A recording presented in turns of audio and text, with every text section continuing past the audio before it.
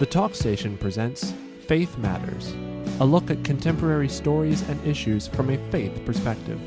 While this is a pre-recorded show, we are interested in your ideas, comments, and questions, and we urge you to email them to faithmatters@thetalkstation.com. Give me faith, trust what you say, that you're good and your love is great. I'm broken inside, I give you my life. And now on the Talk Station, Faith Matters. And welcome to our program for this week. I'm Ben Ball, and thanks for joining us here on Faith Matters on the Talk Station. And joined together with Reverend Robert Cornegie, Reverend Karl and also Bishop Doc Loomis as we talk about matters of faith in the news today. And one of the stories that we want to talk about today comes from, let me get that article back up, from the Stream in thestream.com or stream.org, and its headline is "First Baby Born with Controversial Three-Parent Technique." Now, this was a story that got a lot of press. I mean, it was a widely publicized story across all media, but this one approaches it again from a Christian perspective.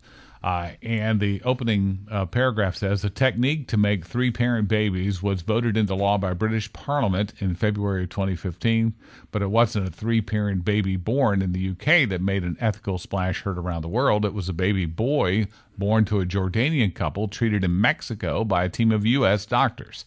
The procedure, called mitochondrial replacement therapy, is not legal in the U.S., so Dr. John Zhang his team at the New Hope Fertility Center in New York City traveled to Mexico to treat the Jordanian woman."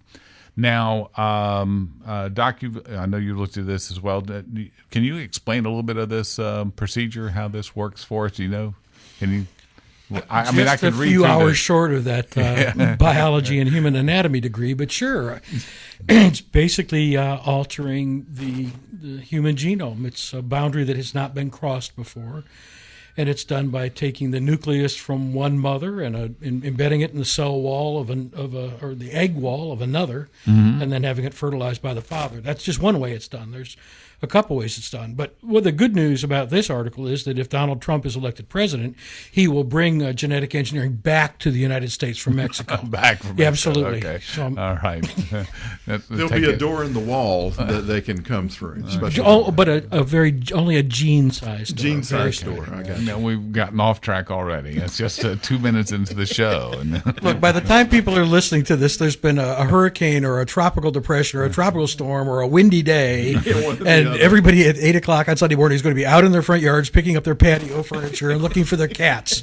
So here we are. All right, so now we know how he's taking this show today. But Robert, this is something that fertility clinics have been looking at as a possibility all along. But what's the ethical dilemma here? What is the moral dilemma? Well, they use the term in the article, you're kind of playing God in the process of doing this, which, that's a pretty strong position to take. But in this particular case, the woman had an unusual syndrome, Lee syndrome, and she did not manifest any of the symptoms of this disease, but her children, they had lost 2 children to the disease, and it's a fatal disease, evidently. So what they did was try to pluck out that bit, but it also contains all the DNA information, other DNA information as well, of the donor, right? Of both the original and the donor. So what you're doing is you are mixing DNA and so this person who is born has in this case, his mother's DNA, his father's DNA, and a third DNA. And he's going to have to be monitored for the rest of his life because they really don't know what's going to happen when you do that. It's one of those things, just because you can do it, should you do it? Right. And that's the big ethical question because when we start playing at that level, at that DNA level, that genome level, we know a little bit. We don't even know how, that's the problem. We don't know how much we know. We know some, right, but chances are we don't know enough. The other side of this, Karl, is that I don't, and I'm reading in this, and I'm assuming in reading through this, is that other embryos have to be destroyed in order to create this procedure. Is that correct? Is that how you read? That is correct. I read that in the article.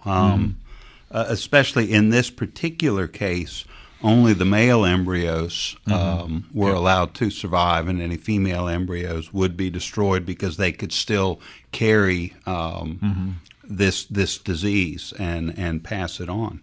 And so, this raises all kinds of ethical questions, because you've got these parents, they want to have a child, and I understand that, and they want the child to be healthy, and I understand that. But in order for them to have this healthy baby and to be quote-unquote guaranteed that it's going to be healthy, which obviously there is no guarantee here, this child is actually little more than a guinea pig in a biological experiment. And in order for this child to survive, other embryos whose represent children whose lives are also precious are destroyed. So, again, there's obvious ethical dilemmas, or seem to be here, except on the science side, they don't draw that conclusion from that, because they don't see that as they don't see the potential of the person, right, in the embryonic state. No. Well, that's one of the great downfalls of our modern education system. It used to be that scientists also studied philosophy. Because this is not the scientists now that we have are how things happen. They don't deal with the other side of it, which is why things happen. And so they're just like the technicians, tightening the fan belts on your vehicle. They just know that to make the machine work, you got to have a certain tension on the fan belt to make it work. And so we just set the fan belt. The question is, okay, is this otherwise a safe vehicle? There's a why question in there. Why are we doing this? And that tends to be, there's this great chasm sadly, between science and philosophy. It used not to be that way. Our education system was more integrated, and we taught people how to think. We taught people how to ask the right questions. What are the right questions? How do we do it? Why do we do it? We need to have both of those together, and obviously it's intention. And those that can develop these techniques, they're fascinating techniques. But again, is it the right thing to do? Well, I love what you said about the philosophy, and that really is true. We do things in science now because we can. Correct. It doesn't mean it's right, doesn't mean it's helpful, it just means we can do it. And so if we can do it, then we must do it.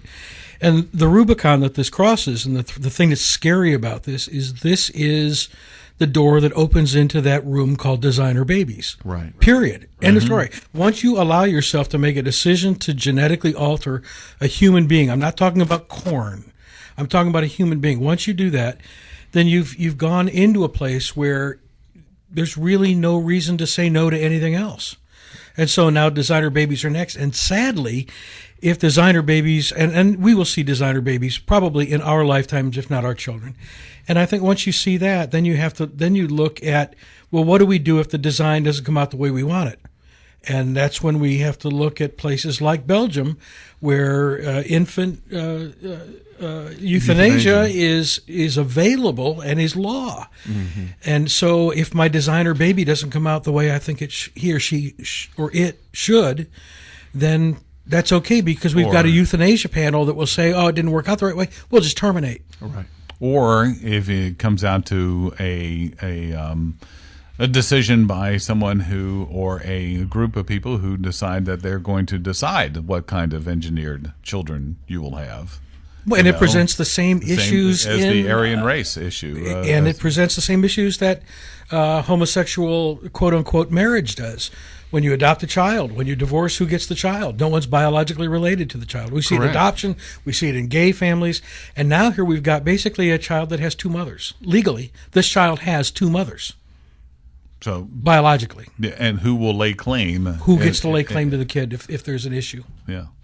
Yeah, ethics is a branch of philosophy, and sadly, unfortunately, it has no place in science right now, and it's a major error we have made in our education system, and so I'm a proponent for bringing it back into the sciences so that there is. And in fact, I was talking to some of the students up at East Carolina in our Monday night, and several of the engineers were talking that they've actually introduced a couple of philosophy classes in there. I mean, it's 101 stuff, but at least they're acknowledging that there needs to be an ethics side to this. You need to think about the whys rather than just think about the hows, and but we're a long way from it, sadly. So we're living out these consequences, decisions that were made quite a while back. Go ahead. One of the points that stuck out to me was these scientists who are talking about this miraculous thing that they're able to do now. They're also acknowledging we don't know how it's going to work out. No. We don't know what kind of problems this child may have down the road. And if I remember in the article, they said we had some issues before we tried this, and the children were born without an X chromosome. They're playing around with life. They're not looking at these individual lives as being sacred. We'll have more to come in a moment here on Faith Matters on the Talk Station, FM 107 and AM 1240.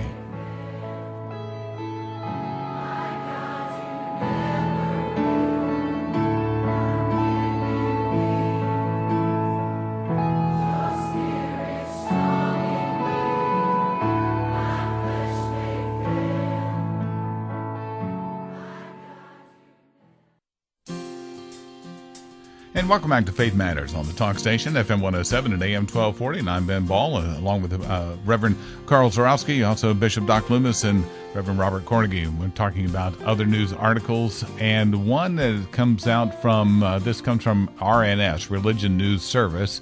Their website is religionnews.com, and it's about an interview with Pope Francis on the plane, and it says, Pope says, respect gay and transgender people, questions gender theory.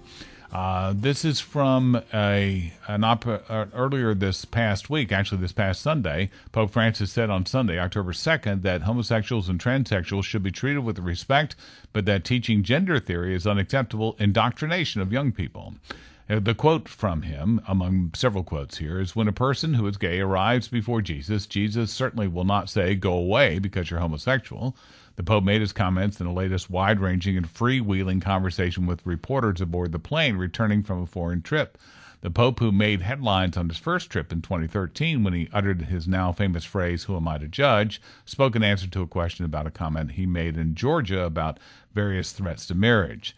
He said that as a priest, bishop, and even now as pope, he administered to people with homosexual tendencies as well as some who are not able to remain chaste, and as the church asked them to be. And then he goes on to say, gender theory is broadly the concept that while people may be biologically male or female, they may have the right to identify themselves as male, female, both, or neither. And during his trip to Georgia, the country of Georgia, and Azerbaijan, he told priests and nuns that teaching gender theory in schools was part of a global war against marriage. And it says, what I was talking about was the nastiness that is present today in indoctrinating people in gender theory, he said when he asked to elaborate on his earlier comments in Georgia. This, again... we see the kinder, gentler side, and then we see the doctrinal side of Pope Francis once again, which I think a lot of people then grasp onto whichever side they wish. Right, Robert? I mean, is that the case? Yeah, I mean, he's fascinating in this way, isn't he? Where he tries to talk to both of these issues, the pastoral side and the doctrinal side of him as the Pope. Mm-hmm. And he is a pastoral pope. I mean, there's no doubt about it. His heart is for the lost, let's put it that way, in whatever form that may take. May take. Right. And so he is constantly reaching out to them and saying, look, don't reject them, that Jesus out of hand would not reject them.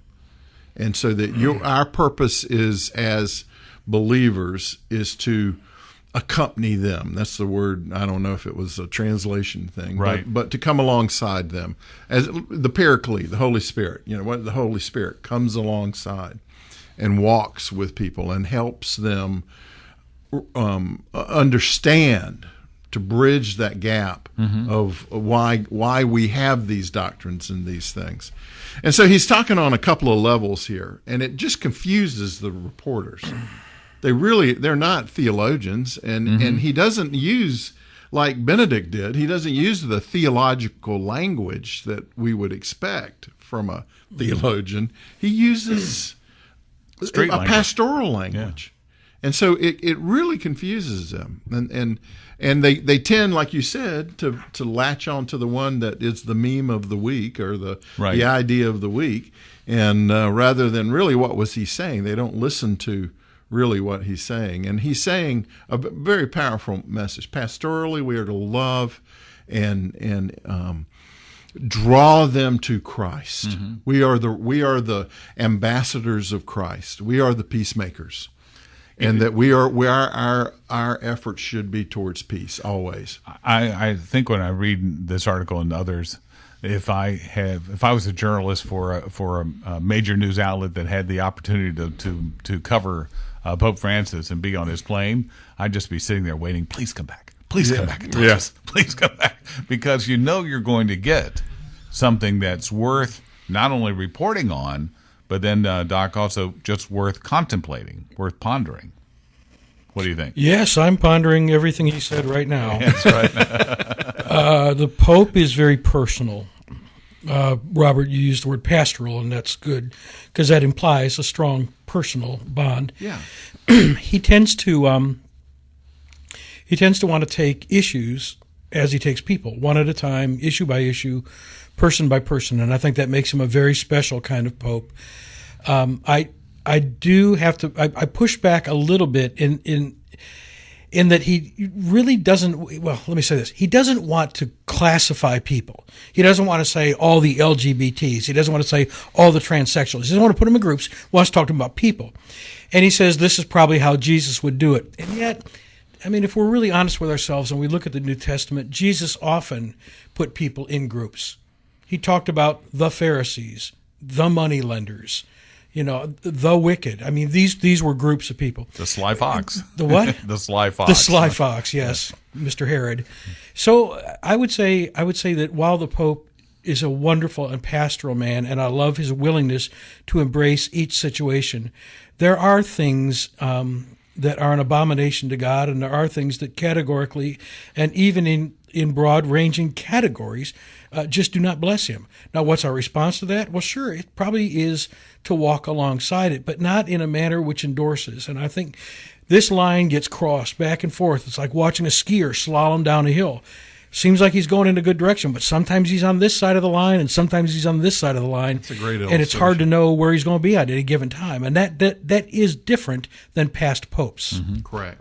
Karl, I think he also uses some language that says in this article that I found interesting here. He says that gender theory being taught in schools is against natural things. It is one thing for a person to have this tendency, this option, and even change sex, but it's another thing to teach it, gender theory, in schools along these lines in order to change mentality. I call this ideological colonization. I thought it's a fascinating term. It is. And as a parent of two young children, I have to say that I'm concerned about what they're being taught in school. Mm-hmm. And so, how do I approach this as a Christian? Not just as a pastor, but as a Christian. What I do is I make sure that my children are learning from their mother and I what the Bible says. We want them to grow up with principles that are scripturally based and not just socially based. Now, part of being a Christian, we're called to love God. we're also called to love one another. So all of this that the Pope is saying about how to treat people who are different than you, or treat people that you see as living outside of God's will for them, is to treat them with respect, to treat them with love, to reach out to them, to walk alongside of them, never reject anybody. Because every single life, as I said in the earlier segment, every life is sacred. Mm-hmm. Yeah, it's funny how he does this. I like his approach somewhat. I mean, he does talk about the pastoral need at first, mm-hmm. and then he pivots, and he goes to the theological reality, and that's where he takes up this whole gender question and this nastiness that's surrounding it. And then he tries to deal with it from a theological position, and he brings in natural law. He brings in, the natural order of things, and his point being that there are going to be aberrations. I mean, I don't want to put words into the Pope's mm-hmm. mouth, because right. I am the last one to do that. But he's kind of allowing for this aberration, but to normalize this by teaching it in an educational context, which normalizes these things, is wrong. And that's what he theologically, he goes back to that truth that, God made men and women for a purpose. Mm-hmm. It was good. It was very good. And that our physical being is tied to who we are in eternity. And that the redemption is so complete that we are not only redeemed spiritually, we're redeemed physically. One day, the corruptible will be translated into transition, if you will, into the incorruptible. And so there's this link between the two, and what this modern gender theory stuff is trying to say is that no, there isn't. There's no link whatsoever. You can choose whatever. But he also seems very aware that he's walking a tightrope. Oh, in fact, he said that, didn't he? Yeah, because he says that when he talks about meeting with a transsexual who had a sex change, and that the family appreciated that he treated them with dignity, he then says, "Well, please don't write that the Pope will sanctify transsexuals. I can see the front pages of the paper now, but no, it is a moral question. It is a human question. It must be resolved as best as possible, always with the mercy of God, the truth, always with the open heart." He says we have to be careful when we're talking about these things. Absolutely. I mean, because and to be dealt with individually. That's the way you do it. Rather than, like you said, rather than making a class of people that you deal with, Doc, he's trying to say no. This is one, and you deal with it one at a time. And where they are, and you're trying to lead them to God. Well, that's where he comes into that ideological colonization. It says that people that are so willing to do that have, in essence, colonized these people. Yeah. This is Faith Matters here on the Talk Station, FM 107 and AM 1240. We'll have more to come in a moment.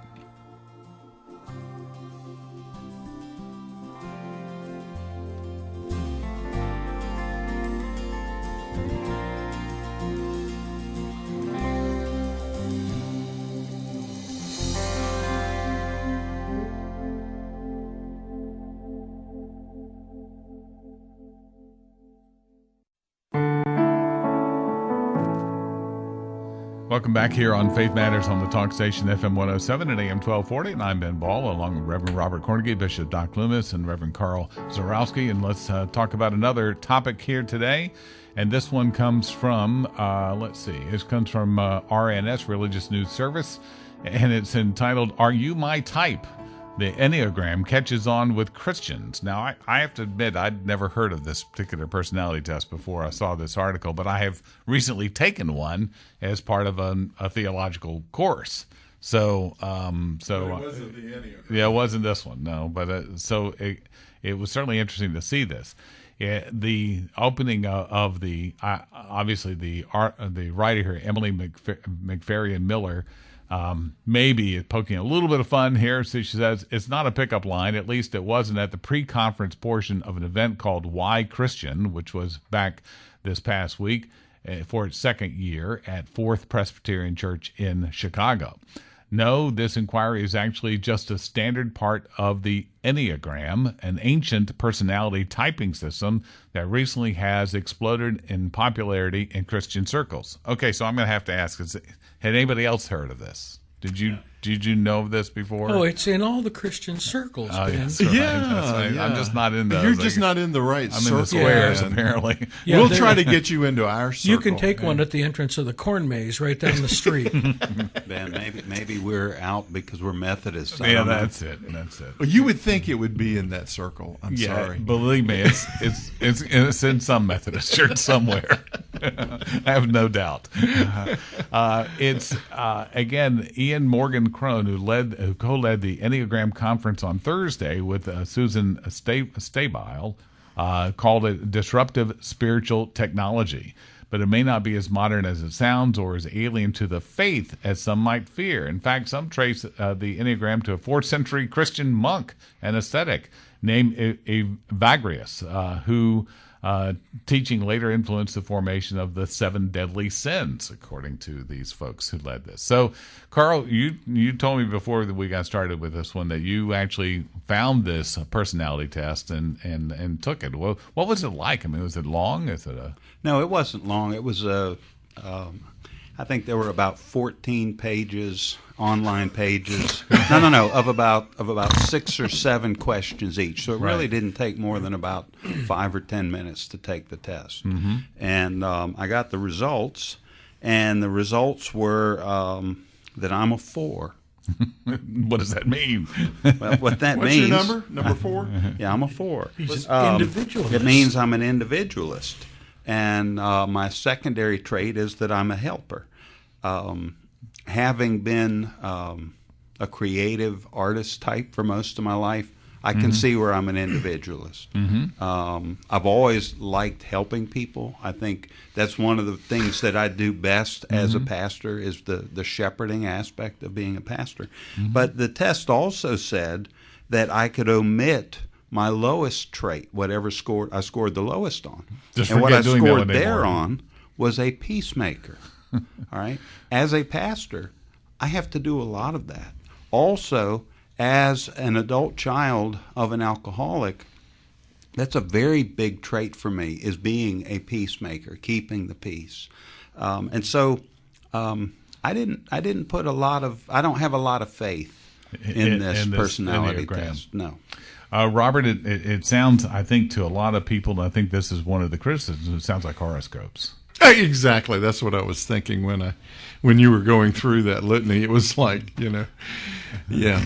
What happened to my voice has suddenly gotten all lots of resonance in there. You got excited there. Yeah. But yeah, it's like that. All of the different thank you.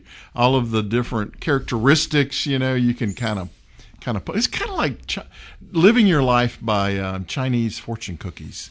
As far as I'm concerned, it kind of, fortune cookies almost apply to everybody. You get a fortune cookie, there's something in there. Whoever writes those things are great. They may have put this test together, but it's the thing I really don't like about it is it's real clear that from Scripture that there are ways that God has created each one of us so individually, and it isn't in a list of 9.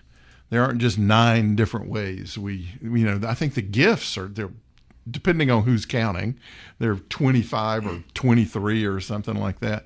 So yeah, each one of us is unique. We do have kind of core personality types, but I'm a disc guy. I like that as well. I think that's a really good test for. So it's not that the testing is bad. This one in particular, you think? This one in particular, yeah. And Doc, what do you think? I think that my friend Robert underestimates the power of the fortune cookie, because I remember being at Tsunami with you all not long ago, and at the end of the meal, Robert got a fortune cookie and said, "You will go back for more food," and he did. So they can be accurate. Right. I don't know. Here's the question I have about this: is why are we doing this? Why is this popular? Is that what Christianity is about? Getting to know myself better, getting to understand who I am better? Or is it about getting to understand more about my Heavenly Father and what my relationship looks like in terms of how He and I are doing and how I'm doing with the rest of the body? I'm just really, it's fascinating. It's wonderful. It's why people read the horoscope. They want to find out what's going on. They want to know more about themselves. It's why we step on a scale in the morning. Look, I can look at myself in the mirror and go, I'm fat. All right. I don't need to get on a scale and know exactly how fat. All right. So I'm like Karl. I'm a helper. I'm an achiever. I'm an individual. Okay, that's what I am. And if the test suddenly told me I was something that I didn't think I was, would I change who I am? Where these are helpful is when I use them in leadership, so that when I was dealing with my priests, I had them take it so I understood how they listened and how they thought and how to speak to them. But as a self-indulgent look at, let's go walk a labyrinth and then take the Enneagram and we'll all be good, I don't know. One of the leaders of this conference referred to the Enneagram as disruptive spiritual technology. And I found that term fascinating. So I did a little bit of research. And spiritual technology is really just a new age buzz term that focuses on self-enlightenment, finding the truth within yourself instead of seeking it somewhere else. Mm-hmm. And my concern here is we're telling Christians you should take this, and then you can find the truth within yourself. Now, are there some good things that can come from this for a Christian? Sure. One of the aspects of this exam, it says, of this test, is it says it helps us to be more compassionate to people who are of different personality types than we are. Can that be helpful for a Christian? Yes, because we are told to love God and to love our neighbor. It helps us with the love our neighbor part, but I'm not sure it helps us with the loving God part. Sounds like you guys are saying that, we already have a Christian self-help book. Maybe we don't need another one. That's right. These are those shortcuts, and they're brought in from a completely different worldview, and that's fascinating. The aura process that in New Age, where the color of your aura that you project, and they're aura readers, and that used to be that's kind of stuff we used to play around with. I'm a chocolate. Are you a chocolate? Yeah, right. Yeah. I'm a lemonade. I don't know what that means, but anyway, So why do we go there? I really like the idea that we are to discover who we are in our relationship with Christ, because really this is a snapshot of who we are in the flesh. I want to know who I am in Christ, and I want that to be the guide, not this other stuff. Well, if we take that to creation, then we are imaged by God. Exactly. So we need to reflect on that. That image, right? That's right. The test I took recently, and I didn't even know what it stood for until I just looked it up. It's called the FIRO-B theory, fundamental interpersonal relations orientation. The idea is to help explain interpersonal interactions of a local group of people. I mean, that's the idea is among pastoral care, how you would relate to different people that you would encounter. So that's a different kind. It's not really a personality test, but is again trying to help you understand how to relate better to other people in pastoral care. I use an online service for the premarital counseling. Mm-hmm. I get the couple to go online. They go to a particular site and they walk through 12 issues within marriage that are it's a snapshot. It's just taking a picture of where they are at that moment before they get married. And then we talk about this kind of thing. So I'm not saying that these kind of analysis things are wrong. I mean, they can be used, but it's fascinating that the New Age foundation of this is the one that kind of red flags it for me. And so, but we see whether it's this or any number of other Christian fads that come along in our church, and I know we've talked about them here from time to time. They're often there, but why are they attractive to people? Why are these fads attractive?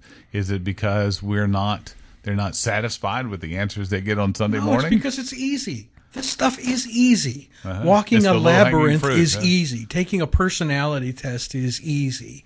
The stuff that Jesus asks us to do is hard. When given the option, we will take easy over hard most every time. That's why you find so very few Christian saints in the world. When Jesus says go and don't take any money and don't take an extra shirt and proclaim the good news and baptize people and walk next to them and disciple them, that's really hard work. And so Christianity becomes a search for what's easy, and these things are very, very easy. We'll have more to come in a moment here on Faith Matters on the Talk Station, FM 107 and AM 1240.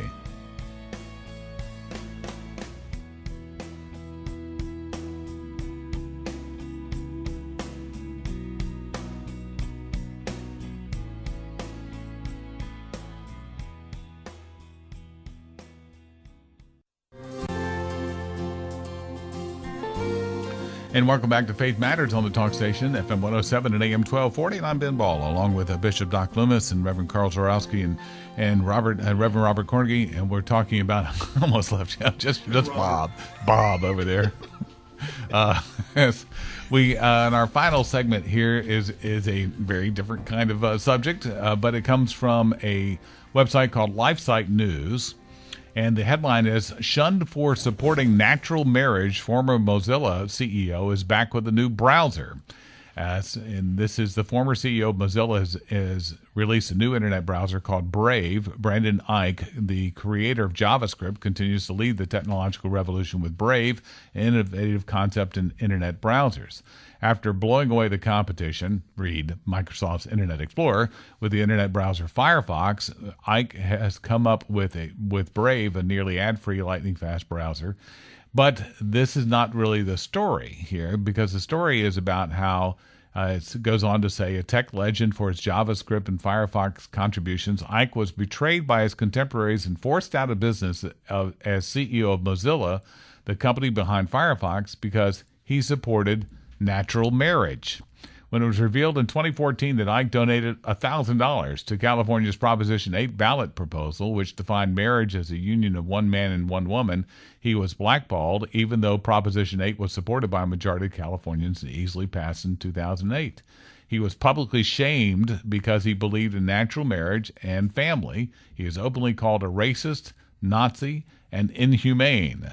But the tenacious techie did give up without apology. Obviously, he left out of Mozilla and came up with Brave, which I think we've all downloaded, by the way, didn't we? Yeah, just to try it out. It is incredibly fast. So It's good. So it's going to be interesting to explore that one. But this is this idea now of corporate political correctness. Well, it's interesting, isn't it, that people who claim they don't hate are some of the best at it.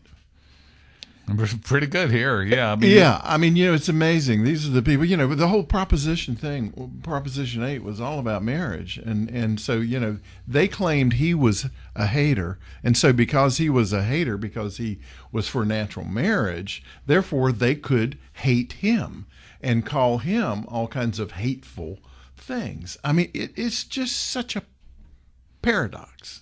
This double standard repeatedly. It's the inability, and it goes back to that position we were talking about, that people really don't know how to think anymore and be consistent in their thinking. And it's just a sad commentary on America. But it's created a market for him. That persecution that he received, here's that theology of persecution we always talk about, is that God was able to take something that was meant for evil and turn it to something that is good. Now, I don't know what his theology is, but this was a complete turnaround, Yeah. and it gave him all of that gave him the impetus, the direction to create something kind of cool. I don't know it that well yet. I'm just learning it, but I really like it, what I see so far. Now, Doc, when we were talking about this earlier, you had mentioned how you would look for some examples of his theology or some sort of expression and not be able to find it. I mean, it may not be. He may not have any Christian basis for his understanding. He may just believe that families are the right way to go, that are a man and a woman. Yeah, he's remarkably quiet about his faith. I mean, for a guy that's this high profile, not to have anything from Wikipedia to his own website to his blogs to the hundreds of articles that were written when he stepped down, and not one of them mentioning anything about his Christian faith suggests to me it's either hyper personal or non-existent. Mm-hmm. What's interesting about this is I think just the idea of contrary winds that come into our lives from time to time. And as a Christian person, I always think of that wonderful story of of Jesus walking out on the water. They're trying to get the boat across from Gennesaret to the other side, and the winds come up, and it says there was a contrary wind. And how it is that the disciples fretted and they worried about it, and yet, as it turned out, the winds kind of blew them back, and it gave Jesus a chance to walk out to them, and so it took him to something better. And I think that's kind of a part of the way I view my Christianity. I view contrary winds as oftentimes blowing me to something better. This guy, whether he's a Christian or not, certainly exemplifies the fact that every once in a while, a contrary wind, things that would bring a larger or a smaller man down, actually can, with a little bit of determination, or in our case, a little bit of faith, can bring us to something better. So it's a good story, whether you're a Christian or not. It's a good story about perseverance, and it's a good story about not letting contrary winds get you down. And, there's also lessons, I think, in this story, in that the backlash has had its own backlash, too. I was reading in Forbes magazine, says the backlash against Brendan Eich crossed a line. Tony Bradley writing in Forbes saying that Brendan Eich recently stepped down as CEO of Mozilla, developer of Firefox web browser. It may be more accurate to say he was forced out in the wake of a rising boycott against him. The backlash against Eich is related to his own position on gay rights, but many feel that the campaign against him is a form of discrimination and intolerance. Simply put, there are no winners here, and the whole debacle shows a lack of compassion and common sense from all sides. I mean, that's what... isn't it interesting? The new tolerance is incredibly intolerant of anything it doesn't tolerate. And with all of the division that we see today, especially on the issues of people's views on marriage, you have to wonder if this new browser is going to become a symbol of that. You have these people who decided, well, we're not going to go to Chick-fil-A anymore. We're not going to go to Hobby Lobby anymore. While you've got other people who say, well, Chick-fil-A is the only place I'm going to go. You have to wonder, are you going to be able to tell those who support traditional marriage, because they're going to be the ones with Brave on their phones? Right. Or is that going to be, then a symbol of somebody who's intolerant? That's correct. Because they happened upon that. That's correct. That and browser. if somebody comes into my office or sees my phone and I'm using Brave, I'll tell you why I'm using it. Because it's great. Because it's fast. Yeah. Okay, I tried it out, and the web pages are downloading in half the time that they did on Firefox. And I always liked Firefox, but now I think I'm going to trade it in for something better. But here is also the point we've talked about before, is where Christianity and consumerism meet. Here is we often have talked about, or people have talked about before, about maybe boycotting a particular action or a group, and so the ones who are anti-Christian are doing the same. I don't think there's really so much in the American ethos any objection to that idea of picking your products based on something that you may or may not like, or an impression about somebody. But I think it's interesting to see here that you may have people choosing this initially because of his stand, but then saying, well, wow, it's not an inferior product. I'm choosing something that's really quite good. So But do you see the clash there of consumerism and moral certitude there? Mm-hmm. It's I think there's this article doesn't give us a whole lot to go on as far as obviously it's his background, but that a corporation would force out a successful CEO because of a $1,000 donation to a group, when there's other testimony that says there's never any sign that he ever discriminated against anybody over their sexual preference within the company. Right, and if you go to his blog, he writes in his blog about how he worked very hard to make that corporation a very inclusive corporation. Mm-hmm. So he was doing what he could, but then it was this donation that derailed him. I mean, man, oh mayonnaise. Look, this is these people that do these boycotts and attack. They haven't thought past kindergarten. I'm sorry. They're just idiots. I mean, here's a guy, he gave $1,000 to something, and so the popular thing is we're going to, because all lives matter, so we're going to boycott Mozilla for his $1,000 donation. Okay, mm-hmm. That's the plan. Meantime, in blocking it, countless tens of hundreds of people are going to lose their jobs at a corporation, people who are probably on your side of the issue. But you don't really care about them. You care about it when McDonald's doesn't pay a living wage, but you don't care about it when somebody working at a tech company making a good salary is about to lose his job because you've decided to boycott his company because the boss gave $1,000. We're not thinking things through to their logical ends. And so these kinds of liberal pushback groups and boycotters, they wind up pushing against each other. They wind up defeating the very things that they're advocating and advocating the very things they're trying to defeat. Yeah, it's amazing. Going back to the discussion we had about the Pope, and he used that term of ideological colonization. Yeah. I mean, that's literally what we're talking about with these people. They're so ideological that they have lost the ability to make it correspond to reality. And we all know that truth is that which corresponds to reality. Thank you for joining us on this week's Faith Matters here on the Talk Station, FM 107 and AM 1240.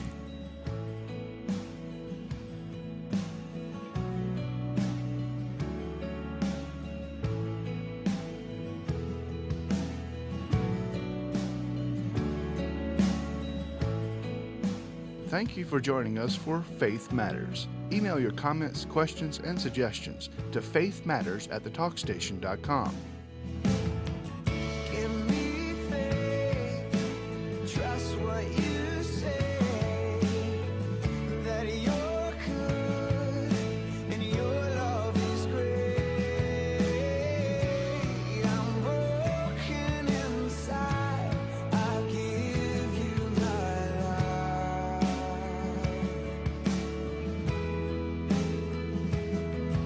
Give me faith. Faith Matters is a production of the Talk Station.